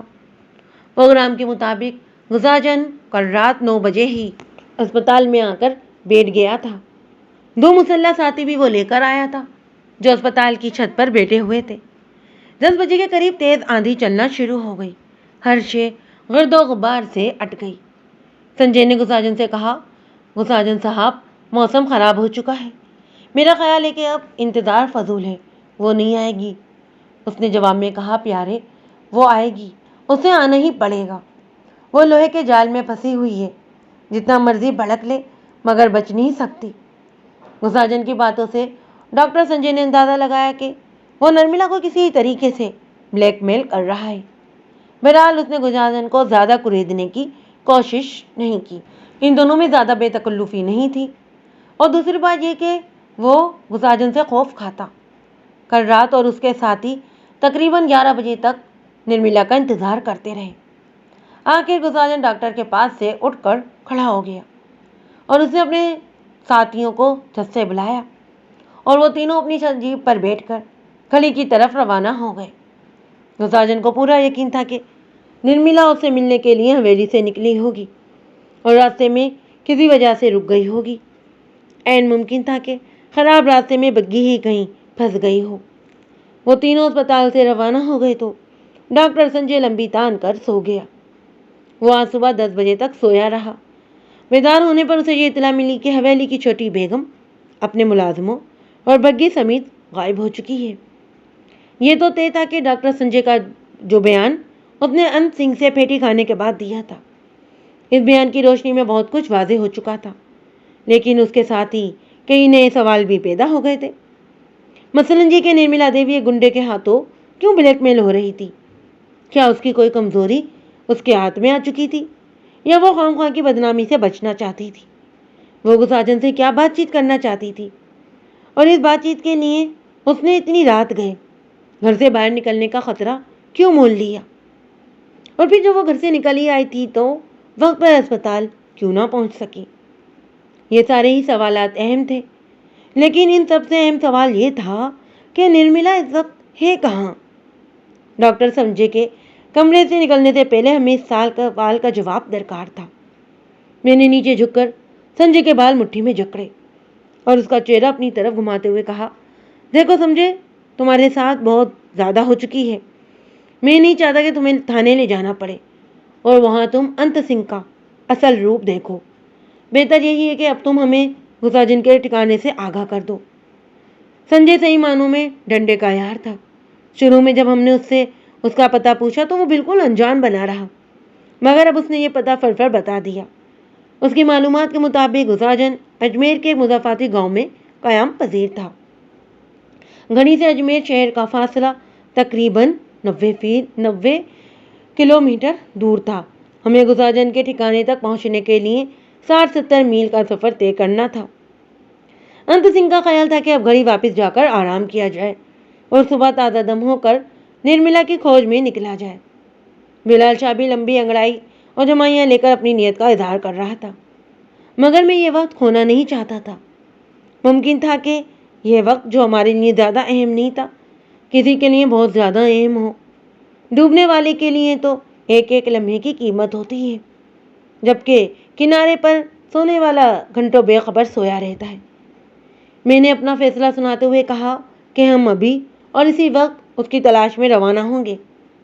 میں نے سنجے سے کہا کہ اسے بھی ہمارے ساتھ چلنا ہوگا، مگر ساتھ ہی اسے یہ بھی تسلی دی کہ اگر اس نے درست قسم کی معلومات فراہم کی ہیں تو اس کیس کی وجہ سے اس کے نام پر کوئی عروف نہیں آئے گا، اور اگر ٹھنڈے دماغ سے سوچا جاتا تو اس معاملے میں سنجے کا گناہ اس کے سوا کچھ نہیں تھا کہ وہ غساجن کی طاقت اور गुंडा गर्दी से खौफ खा गया था और उसने उसको इजाज़त दे दी थी कि वो निर्मला को ब्लैकमेल कर ले और इसके लिए उसके कमरे को इस्तेमाल किया गया। दूसरे लफ्ज़ों में वो उस आजन के दबदबे में आकर उसका आलाकार बन गया। अंत सिंह ने इतनी रात गए मेरे साथ जाने से साफ इनकार कर दिया। इधर थाने में कई बोले बसरे काम याद आ गए। बिलाल शाह भी ऊपर नीचे हो रहा था, मगर उसमें इतनी हिम्मत नहीं थी कि इनकार कर देता। हमने अंत सिंह के 2 हेड कांस्टेबल को साथ लिया और अस्पताल की एक वैगन नुमा गाड़ी में बैठकर रवाना हो गए। अस्पताल की तरह ये गाड़ी भी लाजवाब थी। ताम अगर इसे नई नवेली दुल्हन की तरह प्यार और मोहब्बत का सलूक किया जाता तो वो नीम जान होने के बावजूद मंजिल तक पहुंचा सकती थी। अजमेर की तरफ जाने से पहले मुझे इन 2 कैदियों का ख्याल आया जो चंद हफ्ते पहले निर्मला की हवेली से गिरफ्तार हुए थे और जिनके बारे में डॉक्टर ने अब बताया था कि वो गुसाजन के साथी थे। यकीनी बात थी कि वो दोनों अफराद अंत सिंह के थाने में पहुंचाए गए होंगे और अगर वो इस वक्त भी अंत सिंह के हवालात में थे तो उनसे मदद ली जा सकती थी। मैंने अंत सिंह से इन दोनों हवालातियों के बारे में पूछा तो उसका मुंह लटक गया। कहने लगा, बादशाहो, मुझे क्या पता था कि वो इतने खासुल खास बंदे हैं, नहीं तो मैं इनकी हिफाजत का कोई खासुल खास इंतज़ाम कर देता। वो कच्ची हवालात में थे। एक रात खिड़की तोड़कर भाग गए। मैंने बड़ा तलाश करवाया पर नहीं मिले। मेरे दिमाग में आया कि चलो चोर ही थे, आज नहीं तो कल दोबारा पकड़े जाएंगे। अंत सिंह ने अपनी सफाई पेश कर दी, लेकिन मैं जानता था वो इतना उल्लू नहीं है जितना जाहिर कर रहा है। यकीनी बात थी कि उसने किसी से रिश्वत खाकर हवालातियों को छोड़ दिया था। बहरहाल अंत सिंह और उसके साथी पर 2 हुर्फी लानत भेजकर मैं डॉक्टर संजय के साथ अजमेर जाने वाली सड़क की तरफ रवाना हो गया। अब ये बात मेरे जहन में बिल्कुल साफ थी कि परसों रात की तरह कल रात भी निर्मला बीमार मुलाजमा के भेस में हवेली से निकली थी और डॉक्टर संजय की तरफ रवाना हुई थी। लेकिन या तो वो देर से रवाना हुई थी या आंधी की वजह से रास्ते में ही कहीं रुक गई थी, लिहाजा वक्त पर गुसाजन से नहीं मिल सकी। फिर गुसाजन अस्पताल से निकल पड़ा। निर्मला से की गुसाजन की मुलाकात रास्ते में ही कहीं हुई थी और उसके बाद से निर्मला और उसके दोनों मुलाजमीन का कुछ पता नहीं था। 70 मील का सफ़र हमने तकरीबन 6 घंटों में तय किया और रात 2 बजे अजमेर के इस मुजाफाती गांव में पहुंच गए जहां उसका ठिकाना बताया जाता था। आसमान तारों से भरा हुआ था। सर्द हवा शुमालन जनूबन चल रही थी। रात के सन्नाटे में बैगन की खड़ दूर तक गूंज रही थी। कच्चे रास्ते की दोनों तरफ जौ और मकई के खेत थे। कहीं कहीं किसानों के झोंपड़ों में रोशनी भी दिखाई देती।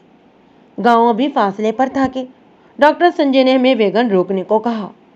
मेरे इशारे पर डॉक्टर ने वैगन रोककर इंजन बंद कर दिया और बत्तियां बुझा दी। तारों की मध्यम रोशनी में एक जानिब कब्रों के सफ़ेद सफ़ेद कुतबे नजर आ रहे थे। गौर करने पर मालूम हुआ कि यह एक वसी कब्रिस्तान है। इस कब्रिस्तान के सिरे पर 2 मकानों के हैवले थे। मकानों का दरमियानी फासला 40-50 गज के करीब था। डॉक्टर संजय ने कांपते हुए लहजे में बताया था कि इन्हीं 2 मकानों में से एक मुसाजन का ठिकाना है।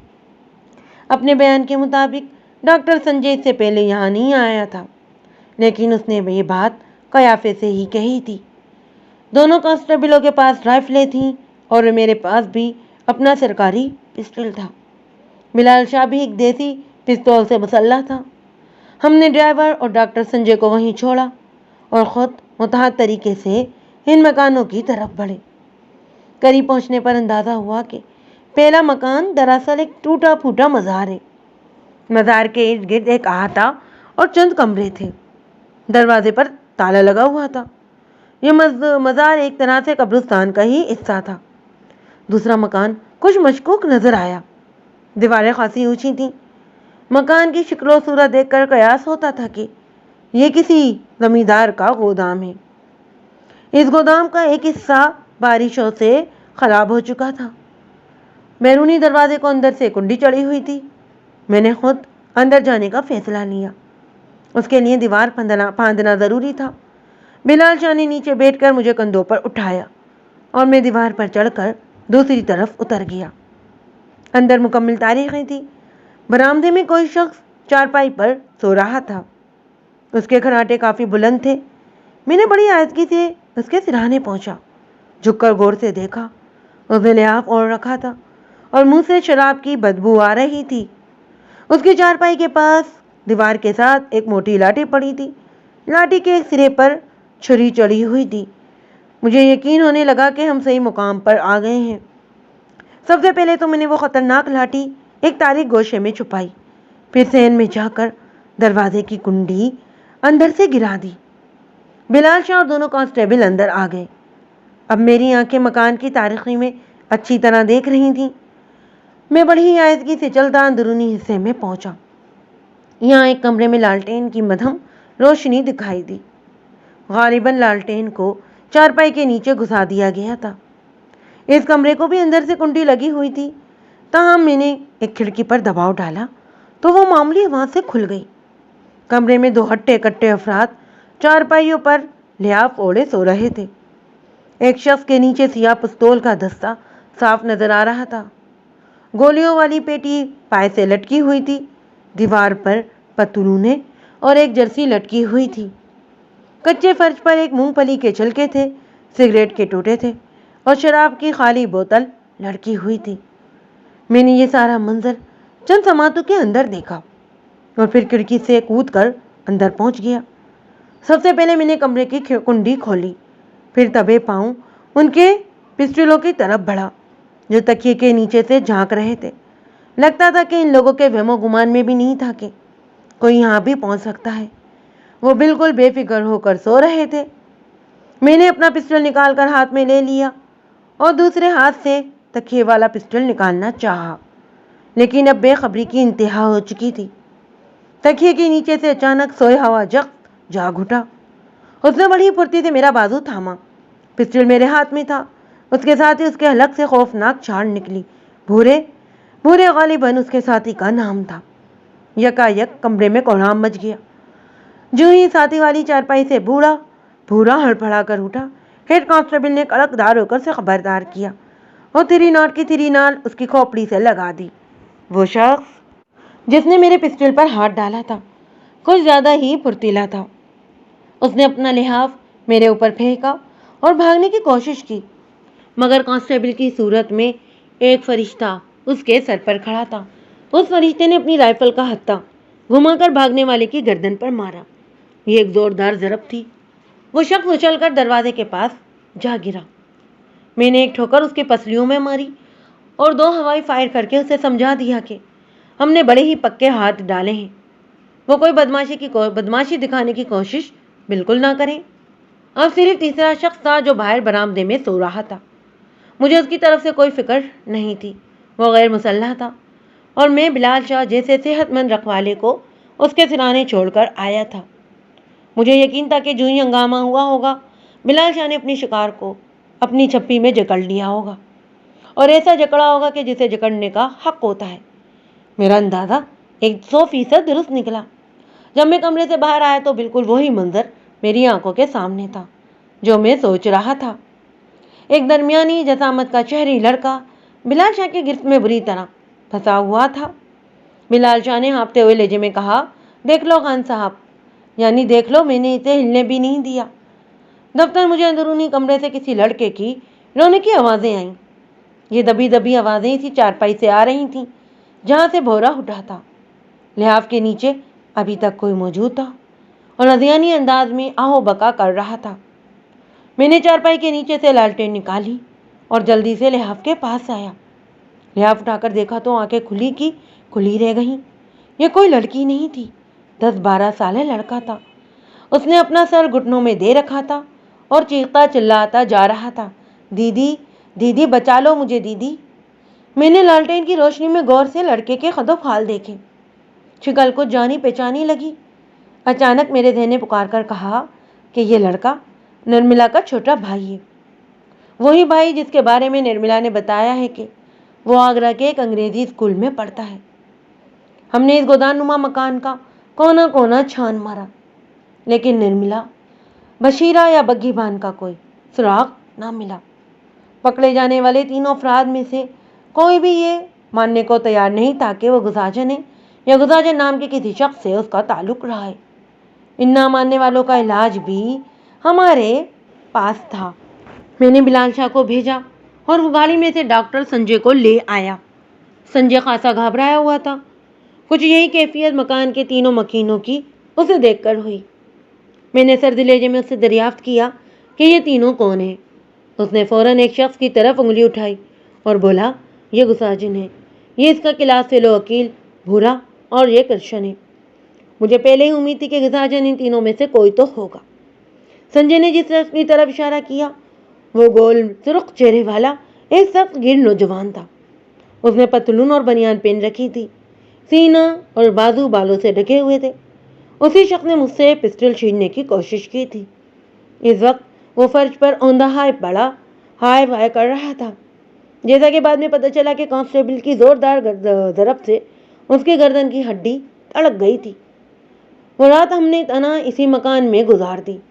ہم نے جن 3 نوجوانوں کو پکڑا تھا ان میں سے ایک مقامی گاؤں کے چودھری کا لڑکا تھا۔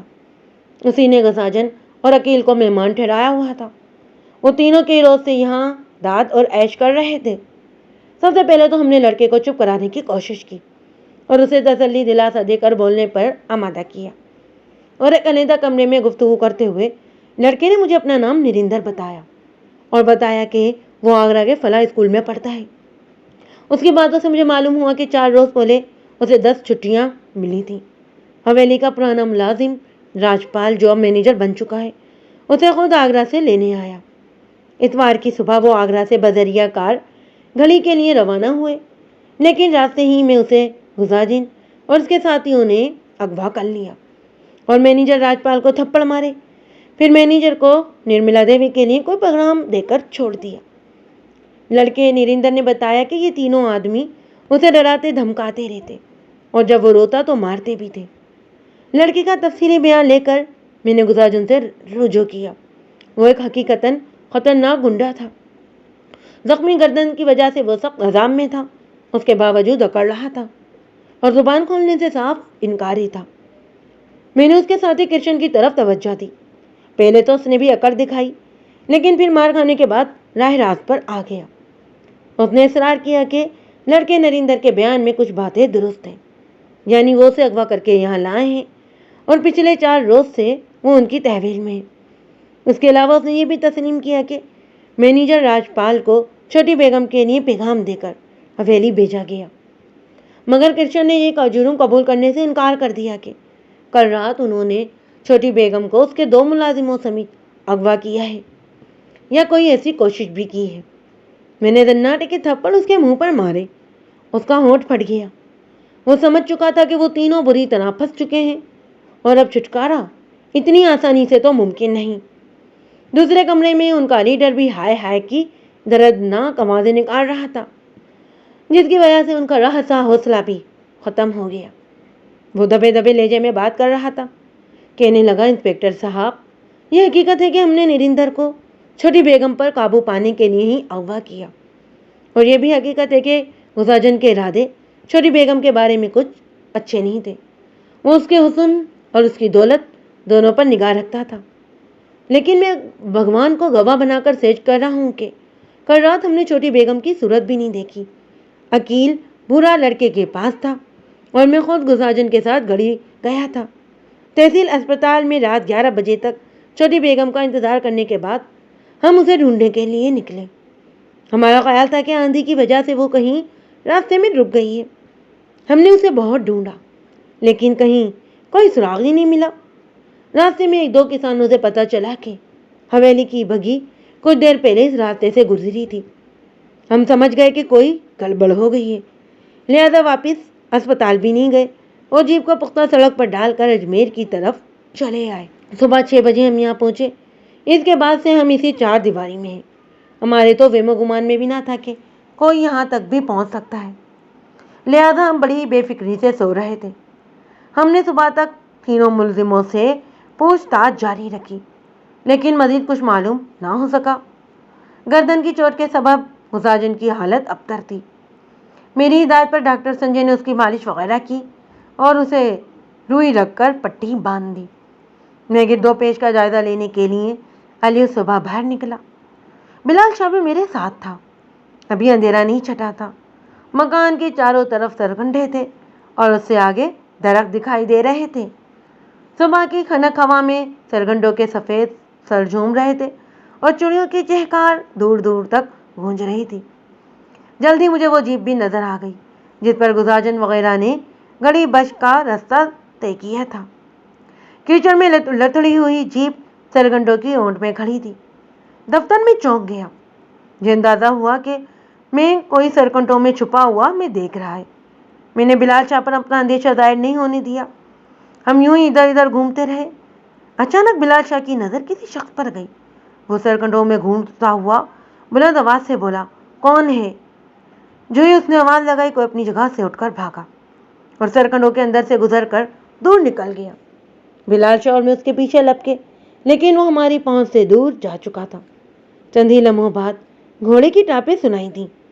میں نے دیکھا کہ ایک ہیولا قبرستان کا چکر کاٹ کر پھونکنا سڑک کی طرف جا رہا تھا۔ میں نے تیزی سے کہا، بلال تم ایسا کرو کہ لڑکے کو یہاں سے لے کر نکل جاؤ، جہاں مرضی چاہے چلی جاؤ، لیکن یہاں نہیں رہنا۔ اور دونوں کانسٹیبل سے کہنا ملزموں پر کڑی سے کڑی نظر رکھے۔ میں اس شخص کے پیچھے جا رہا ہوں۔ یہ ہدایت دیتے ہوئے میں مکان کے سامنے پہنچ چکا تھا۔ یہاں 2 صحت مند گھوڑے میں نے رات ہی دیکھ لیے تھے۔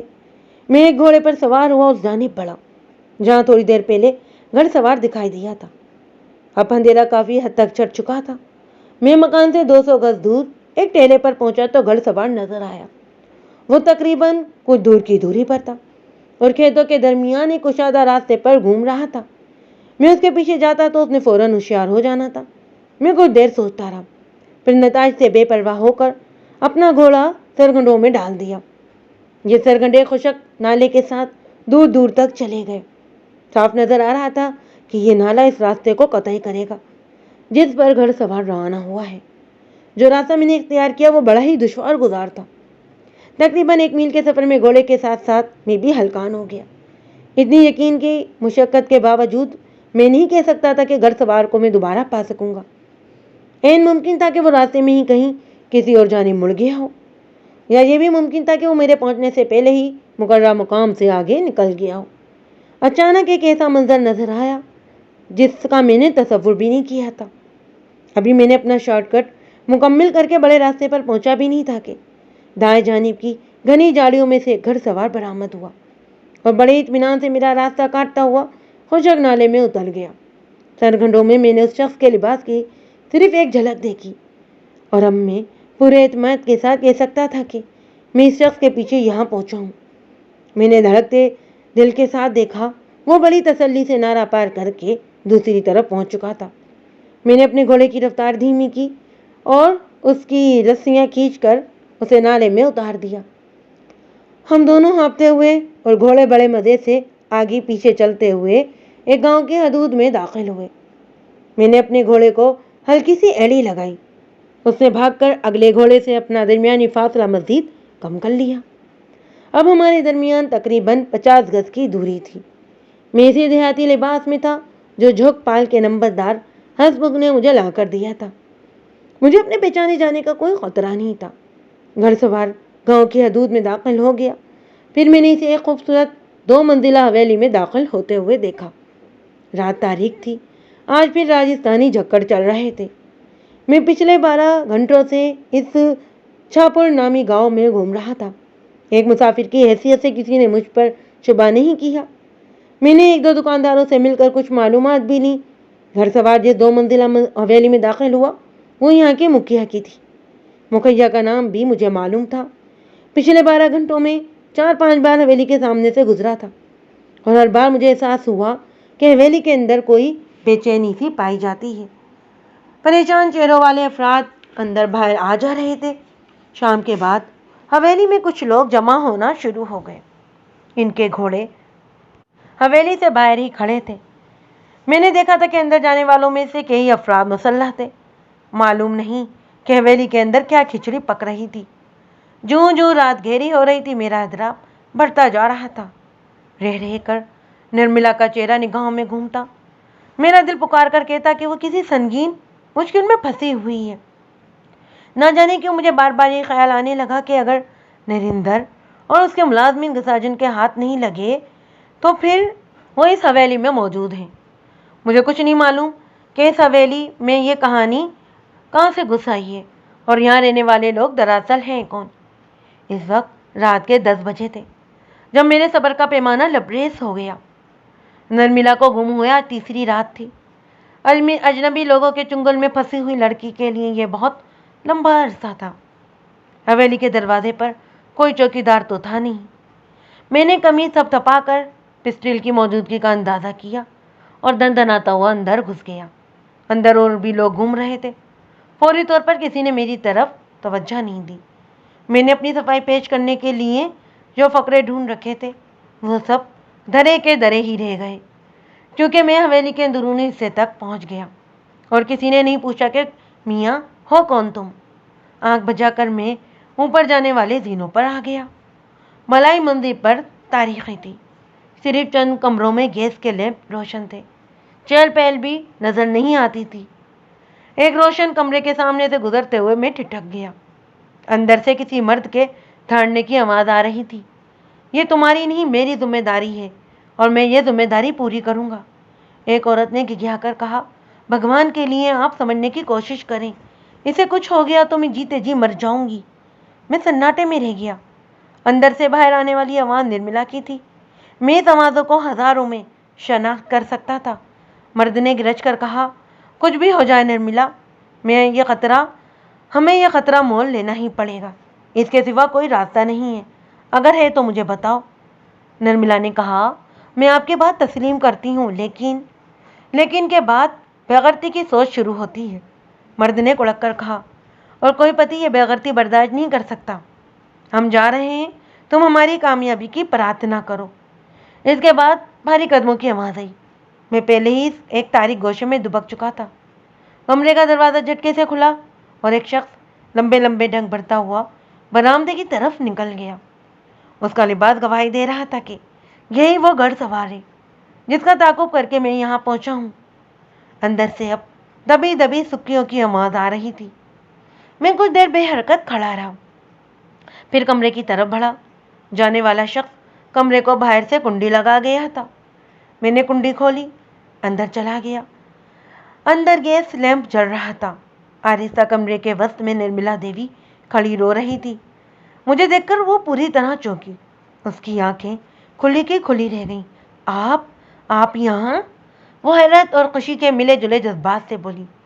میں نے اسے سر سے پاؤں تک دیکھا اور دیکھتا ہی رہ گیا۔ وہ عروسی جوڑے میں ملوث تھی، ہاتھوں میں سونے کے وزنی کڑے، ماتھے پر جھومر، ہونٹوں پر سرخی۔ رونے سے اس کی آنکھوں کا کاجل بہہ گیا تھا۔ مجھے یہ سمجھنے میں دیر نہیں لگی کہ چھوٹی بیگم صحیح معنوں میں بیگم بن چکی ہے اور ابھی جو شخص اس کمرے سے نکلا ہے وہ اس کا شور نابدار ہے۔ وہ شور جو ایک عرصے سے خاموش تھا اور اپنی محبوب بیوی کی ہمیں ہاں ملا رہا تھا، آخر بول پڑا اور ایسی دیہاتی آن بان سے بولا کہ بولنے کا حق ادا ہو گیا۔ نرملا نے بے قرار ہو کر میرا بازو تھام لیا۔ روتی ہوئی بولی، انسپکٹر نواز صاحب، انہیں روکیے، وہ کسی سے جھگڑا کرنے جا رہے ہیں۔ میرے بھائی کا جیون خطرے میں ہے، خدا کے لیے انہیں روک لیجیے۔ لیکن میں اطمینان سے کھڑا رہا اور وہ بے قرار ہو گئی۔ مجھے اور زور سے جھنجھوڑنے لگی۔ اس کی آنکھوں میں ممتا کی تڑپ، باپ کی محبت اور بڑی بہن کی پکار یکجا ہو گئی تھی۔ اس گھڑی وہ 24 سالہ دوشیزہ مجھے ذمہ داریوں کے بوجھ تلے پسی ہوئی نظر آئی۔ اس کی نازک جان ہزار خانوں میں بٹی ہوئی تھی اور وہ اپنی ناتوانی کم کرنے کے لیے کسی خانے سے بھی اپنی جان نہیں چھڑا سکتی تھی۔ میں نے ٹھہرے ہوئے لہجے میں کہا، گھبراؤ نہیں نرملا دیوی، تمہارے بھائی نریندر کو کچھ نہیں ہوگا۔ جہاں تمہارے سسرال والے جا رہے ہیں وہاں اب نریندر نہیں۔ وہ حیرت کا بت بنی میری طرف دیکھتی رہی۔ طوفانی جھکڑ حویلی کی بلند برچھیوں سے ٹکرا رہے تھے اور حویلی سے نکلنے والے گھوڑے گاؤں کی کسی گلی میں سرپٹ بھاگے چلے جا رہے تھے۔ ان آخری سطروں کو پڑھ کر قارئین کہانی کی چند گمشدہ کڑیاں ملا لیں گے۔ یہ بتانے کی ضرورت نہیں کہ نرملا نے مجھے غساجن کے خوف سے گھڑی بلایا تھا۔ وہ جان چکی تھی کہ غساجن کی نظر اس کی عزت اور دولت پر ہے اور وہ کسی بھی وقت ان دونوں چیزوں پر ہاتھ ڈال سکتا ہے۔ لیکن مجھے حویلی میں بلانے کے بعد اس کی ہمت نہیں ہوئی کہ مجھے وہ فوری طور پر اس حقیقت سے آگاہ کر سکے۔ اسے اب بھی امید تھی کہ شاید حالات سدھر جائیں، لیکن اس دوران غزاجن نے اس کھیل میں ترک کی چال چلی اور آگرہ کے راستے میں نرملا کے اکلوتے بھائی نریندر کو اغوا کر لیا۔ اس واقعے نے نرملا کا سارا دمخم ختم کر دیا۔ وہ کسی طور اپنے بھائی کی جان کا رسک نہیں لے سکتی تھی، لہذا اس نے اچانک مجھ سے بے رخی اختیار کر لی اور فیصلہ کیا کہ وہ اس معاملے میں پولیس کی کوئی مدد نہیں لے گی۔ غزاجن کے مطالبے پر جب وہ دوسری مرتبہ اس سے ملنے تحصیل اسپتال گئی تو اس کے وہم و گمان میں بھی نہیں تھا کہ واقعہ کیا پیش آنے والا ہے۔ اس کا پتی راج پانڈے، جو ایک سمجھدار نوجوان تھا، خاموشی سے حالات کا جائزہ لے رہا تھا اور اپنی پتنی پر ہر طرح کی گہری نظر رکھے ہوئے تھا۔ اس رات پانڈے فیصلہ کر چکا تھا کہ اس سے آگے بڑھ کر نرملا کے قدم روکنے ہوں گے اور اسے تاریک گڑھوں میں گرنے سے بچانا ہوگا۔ وہ اب تک بہت برداشت کر چکا تھا، پر اب اور نہیں کر سکتا تھا۔ وہ جانتا تھا کہ بھائی بہنوں کی محبت میں جکڑی ہوئی نرملا اس کی بات ہرگز نہیں مانے گی، لہذا اس نے آدمیوں کے ساتھ راستے میں نرملا کو روکا اور زبردستی اپنے ساتھ گاؤں لے گیا۔ یہ ایک طرح سے نرملا کی اچانک رخصتی تھی۔ اس نے نرملا سے کہا کہ وہ اس کی پتنی ہے، صرف پتنی بن کر رہے، پتی کی ذمہ داریاں اس پر چھوڑ دے۔ جب نرملا کی زبانی سے نریندر والے واقعے کا پتہ چلا تو وہ غضبناک ہو گیا۔ اس نے نرملا سے وعدہ کیا کہ وہ اپنی جان پر کھیل کر اس کے بھائی کو بچا لے گا۔ اس نے کمرے سے اسلحہ نکالا اور اسے حالات کا جائزہ لینے کے لیے غزاجن کے ٹھکانے کی طرف چل دیا۔ بات کے حالات آپ جانتے ہی ہیں۔ اتفاق سے میری نگاہ پانڈے پر پڑ گئی اور میں اس کا پیچھا کرتا ہوا اچھا پور پہنچ گیا۔ اغوا برائے تاوان کے تینوں بڑے ملزم گرفتار ہو چکے تھے۔ ان کی نشاندہی پر آگرہ سے کم از کم 10 افراد مزید گرفتار کیے گئے۔ میں نے ڈاکٹر سنجے کو حسب وعدہ اس کیس سے صاف نکال لیا۔ حویلی کی شاندار بگھی کے بارے میں لوگوں کے بہت زیادہ چرچے تھے۔ یہ بگھی بان خان، نذیر خان اور بشیرہ سمیت نرملا کے سسرال سے برآمد ہو گئی۔ نرملا کے یہ دونوں ملازم وہاں مہمانوں کی حیثیت سے مقیم تھے۔ ویسے بھی جب میاں بیوی راضی تو کیا کرنا تھا قاضی نے؟ دیکھا جائے تو اس رات راج پانڈے کی جرات نے نرملا کو اندیکھی مصیبتوں سے بچا لیا۔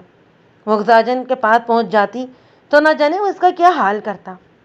بلال شاہ راج پانڈے کی مردانگی پر بہت خوش تھا اور بتا رہا تھا کہ ایک دفعہ وہ بھی اپنی روٹھی ہوئی بیوی کو اسی طرح اٹھا کر چکلالے سے خوشاب لے گیا تھا۔ معلوم نہیں اس کے بعد کیا ہوا۔